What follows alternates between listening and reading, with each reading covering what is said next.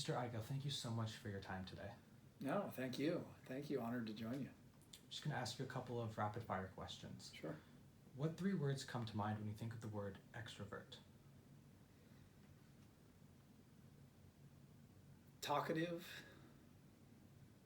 outgoing, people. And introvert? Reserved, thoughtful, quiet. And are you yourself an introvert, extrovert, or perhaps ambivert?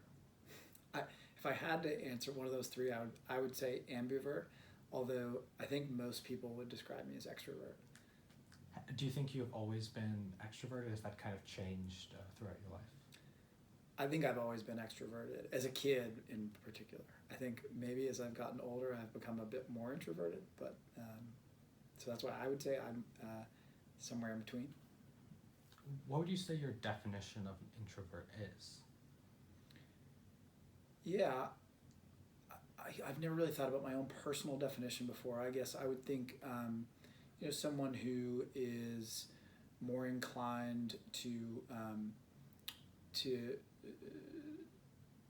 be reserved and thoughtful, and perhaps more solitary, more comfortable with solitude or alone time, and maybe stereotypically a bit quieter. Thank you. What does diversity of thought mean to you? Yeah, diversity of thought means everything to me. I mean, that's one of the beautiful parts about working in a school, is that you want true diversity of thought, right? You want to get all those ideas up. You want to hear from all students. In our case, at an all-boys school, you want to hear from all boys, right? You want to understand what they're thinking, what they're grappling with, what their convictions are, what their questions are, what their curiosities are, and that can't happen unless there is, that is diversity of thought, right? And I think it's really important to effective education. Thank you. At St. Mark's, how do you create a culture that includes different personality types, and what value does that bring?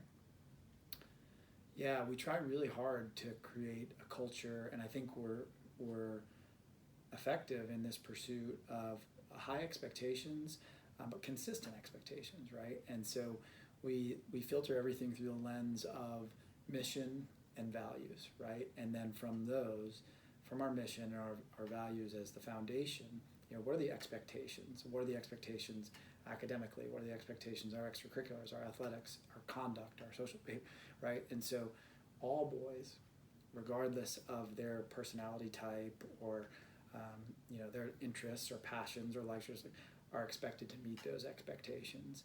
And in doing so, and if you boil that down to kind of classroom experience, right, we try to think about how can you make sure there are avenues for all boys to succeed and be challenged, right, appropriately. So opportunities for those who are more comfortable speaking in public, opportunities for those who are more comfortable writing, opportunities for those who are more comfortable with technology, more comfortable face-to-face, right? And you hope that if you do all of that and do it effectively, then ultimately there's enough opportunities for everyone to succeed and be appropriately challenged. Thank you. As a teacher, do you believe the personality of a teacher plays a role in the classroom? And if so, what sort of role?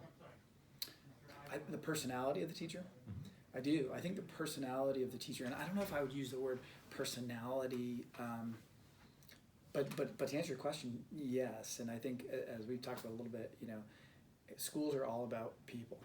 All about people. We're really fortunate here that we have beautiful facilities. We have amazing resources. We have a gorgeous campus. All that's important, right? But it's nothing without people, right? And so people are, and the essence of people are the personalities, what you bring to that, right? And so we want to foster a culture of community and strong, deep relationships. And so that's all about the people that you have on campus and the personalities that everyone brings to the work, which is important. You want that, right? And you want certain things that are unshakable no matter what, right? Decency, respect, trust, compassion, right? All those values, ours, courage and honor, right? Those that are unshakable And then from that, you want people who bring their own personality, right? Different range of interests and passions and backgrounds and experiences. And so, yeah, I do think personality plays a big role. Thank you. What do you believe good education entails from a personality side, whether it be from the student side, the teacher side, or its interactions? Yeah, I mean, I think effective education is going to be effective for all different types of personalities, right? There's the old stereotype that education is filling a container, filling a vessel, right? So you've got this vessel that's a child or a human mind, and the teacher just pours knowledge in, right? And we know that that's just not the case. That the analogy that I prefer is it's a lamp to be lit, right? Which again, it's not an original quote, right? But that it's about inspiration. It's about cultivating habits and curiosities, right? Not just rote memorization or filling a vessel, but lighting that flame. And so, I'm sorry, your question was. Can you say the question again? If you don't mind? What do you believe good education entails from a personality side? Yeah, right. So I think in that spirit, you need to know your students too, right? You need to know who they are. You need to know their strengths, their challenges, and find that right zone where again they're challenged and able to find some success. And so it's the edu speak would be that zone of proximal development, right, where they're appropriately challenged, but it's not so overwhelming that they just can't find any traction, but it's not so easy that they're not having to grow and think carefully, right? So you want to find that zone. It's going to look a little different for each person. And I think if you know that person well and you know their personality, their strengths, their interests, their passions, their curiosities, their backgrounds, right? Perhaps there's a way to support them better and help them learn. What do you believe is the best way to encourage people to think for themselves or encourage diversity of thought? Yeah, first you need to model it, right? You need to model what does civil discourse look like? What does it look like to engage with someone constructively, even in challenging subjects, right? And I think we do a pretty good job of that, where we try to create classroom environments where, again, regardless of the ideas or the points of view, people have that respect, decency. You can't compromise on those, right? And so I think that encourages diversity of thought. I think that modeling that, having adults who value that and model that, encourages it and fosters that in students. I think creating conditions that force students to become critical thinkers, to question their own beliefs and convictions, right? Whether it's in a history classroom, let's say, doing a simulation, right, where you're forced to play the role of someone and that may not be the role you would have picked for yourself, right? An opposing side, opposing viewpoint, things like that. I think are really effective to get to develop critical thinking and to also open-mindedness, right?